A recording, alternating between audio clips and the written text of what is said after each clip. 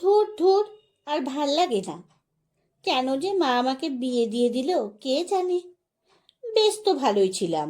পড়াশুনো শেষ করে বন্ধুদের সঙ্গে ঘুরে বেড়াতাম। মায়ের কাছে যা খাবার বায়না করতাম মা তাই বানিয়ে দিত। অবশ্য মায়ের সাধ্য মতো, কারণ মায়ের ইচ্ছে থাকলে তো আর মা নানা রকম বানিয়ে দিতে পারতো না।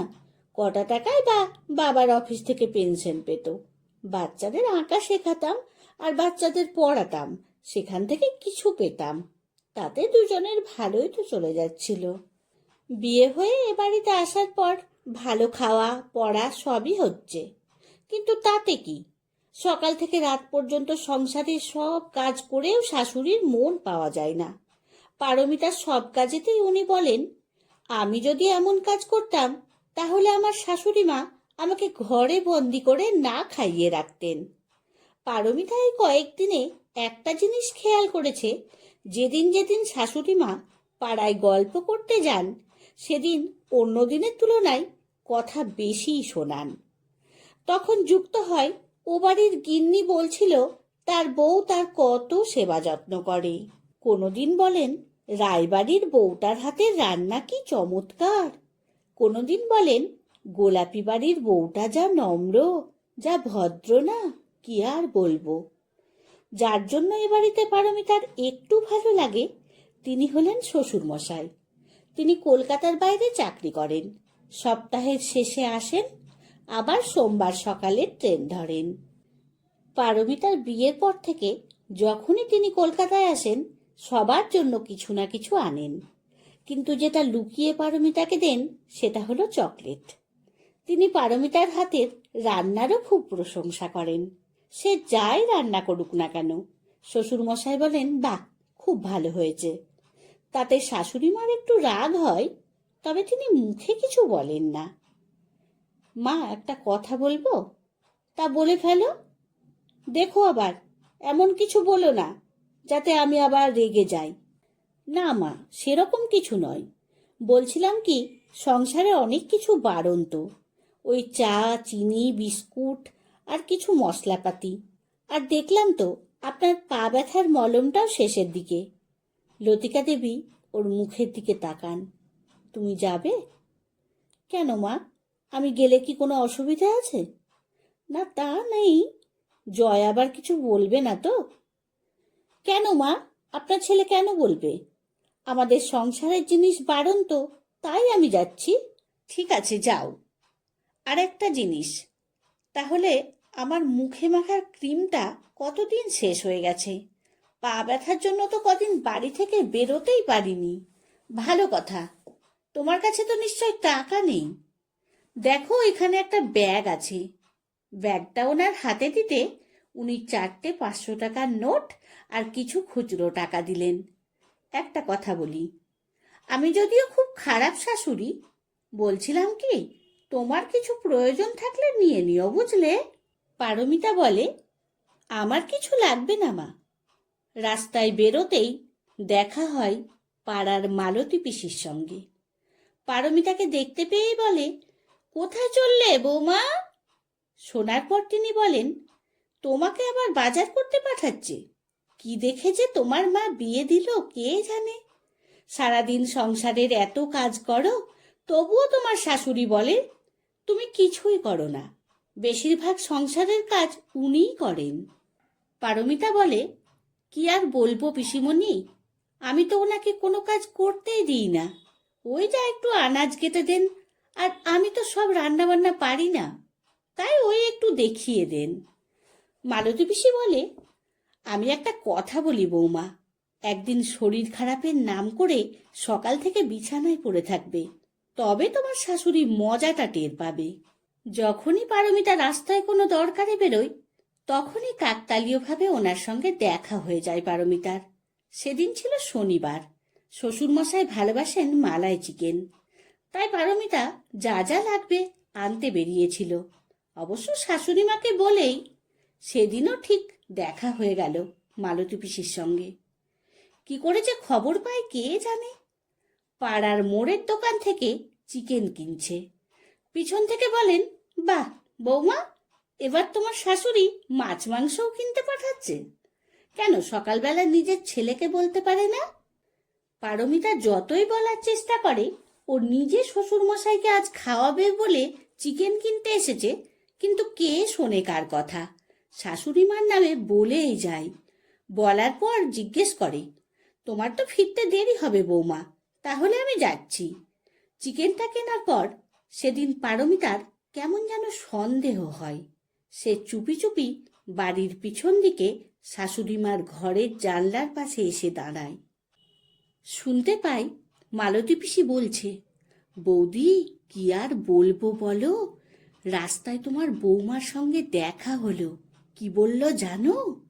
বলল সংসারের সব কাজ করিয়েও শাশুড়ির মন ভরে না, যখন তখন বাজারে পাঠায়। বলল, বলুন তো পিসিমণি, আপনিই বলুন তো, এগুলো কি বাড়ির বউদের কাজ? নিজের ছেলেকে কিছু বলে না, আর নিজেও পায়ে ব্যথার নাম করে ঘরে বসে থাকে। এই বয়সেও এত নোলা, খালি বৌমা এটা রান্না করো, আমাকে এক্ষুনি খাওয়াও। আজ কি বলল জানো বৌদি? দুপুরে কাজ সেরে একটু ঘুমাবার জো নেই, অর্ডার করলেন এক্ষুনি চিকেন এনে রান্না করো। মালতী পিসি আরও কি কি বলতো জানে না পারমিতা। শ্বশুরমশাইয়ের আসার আওয়াজ পেয়ে মালতী পিসি বলে, আমি এখন চললাম গো বৌদি, আবার পরে আসবো। পারমিতা আর থাকতে পারে না, তাড়াতাড়ি করে বাড়ির সামনে দরজার কাছে এসে বলে, কি মালতী পিসি চলে যাচ্ছেন? বিকেলে বাড়িতে এসেছেন, চাটা খান তারপর যাবেন। মালতী পিসি বলে, না না বৌমা, আমি এখন চা খাবো না। পারমিতা গেটের চাবি দিয়ে চাবিটা হাতে নিয়ে বলে, এখন তো আপনাকে আমি যেতে দিতে পারি না। লতিকা দেবী বলেন, এ কি করছো তুমি? মাথা ঠিক আছে তো? পারমিতা কিছু না বলে ফোনে এতক্ষণ যা যা রেকর্ড করেছিল সেটা চালায়। কিছুটা শোনার পর মালতী পিসি পারমিতার হাত থেকে জোর করে চাবিটা কেড়ে নিয়ে দরজা খুলে দৌড় দেয়। পারমিতা আর শ্বশুরমশাই হাসতে থাকেন। লতিকা দেবী বুঝতে পেরে মাথা নিচু করেন, আস্তে আস্তে বলেন, তুমি কি করে বুঝলে বৌমা? পারমিতা বলে, মা, আমি যখনই রাস্তায় বেরোই তখনই ওনার সঙ্গে আমার দেখা হয়ে যায়।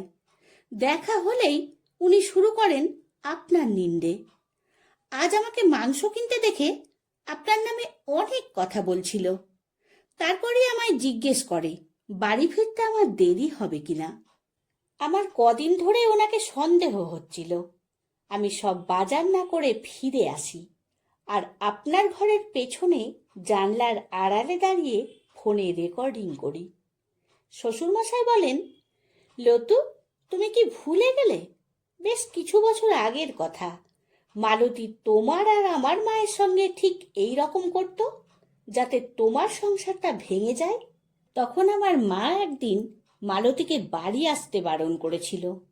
তুমি ভেবেছিলে এই কবছরে ও শুধরে গেছে।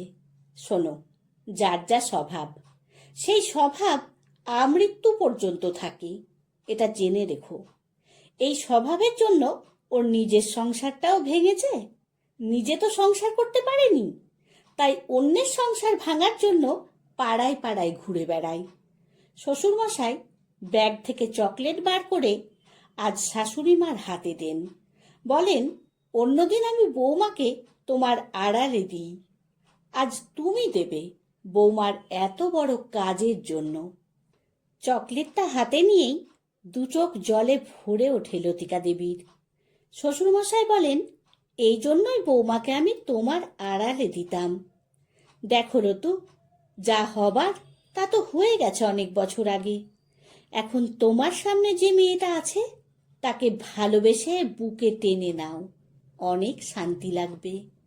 পারমিতাকে অবাক হয়ে থাকতে দেখে লতিকা দেবী বলেন, জানো, আমাদের গলির মোড়ে যে বাড়িটা আছে সেই বাড়িতে থাকতো ওদের বড় ছেলের বউ সুমনা। সুমনার একটা মাত্র মেয়ে মিষ্টু। ওদের সঙ্গে আমাদের সম্পর্ক খুব ভালো ছিল। মিষ্টু আমাদের খুব ভালোবাসতো। যখন তখন আমাদের বাড়ি আসতো, কিন্তু মিষ্টুর মাকে ওর শাশুড়ি এত অত্যাচার করত, যার ফলে একদিন মিষ্টুর মা সুইসাইড করে। আর তারপর মিষ্টুকে নিয়ে ওর মামারা চলে যায়। আজ প্রায় 15 বছর হয়ে গেল তাকে আমরা দেখিনি।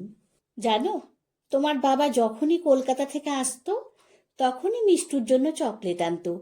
মিষ্টু চলে যাবার পর আমাদের বাড়িতে সেই থেকে চকলেট আসতো না। লতিকা দেবী চকলেটটা পারমিতার হাতে দিয়ে বলে, এবার থেকে আমিও তোর জন্য চকলেট আনবো। পারমিতা বলে, মা, একটা কথা বলবো। বল না, কি বলবি? মা, বিয়ের আগে তো আমি আঁকা শেখাতাম। যদি আপনি অনুমতি দেন তাহলে আমি আবার বাচ্চাদের আঁকা শেখাতে পারি। অবশ্যই পারো বৌমা, আমিও কিন্তু আঁকতে জানি। বিয়ের পর পাড়ার কোনো বাড়িতে আলপনা দিতে হলে আমার ডাক পড়তো। তাহলে তো ভালোই হলো মা, আমরা শাশুড়ি বৌমা দুজনে মিলেই না হয় আঁকার ক্লাস করাবো।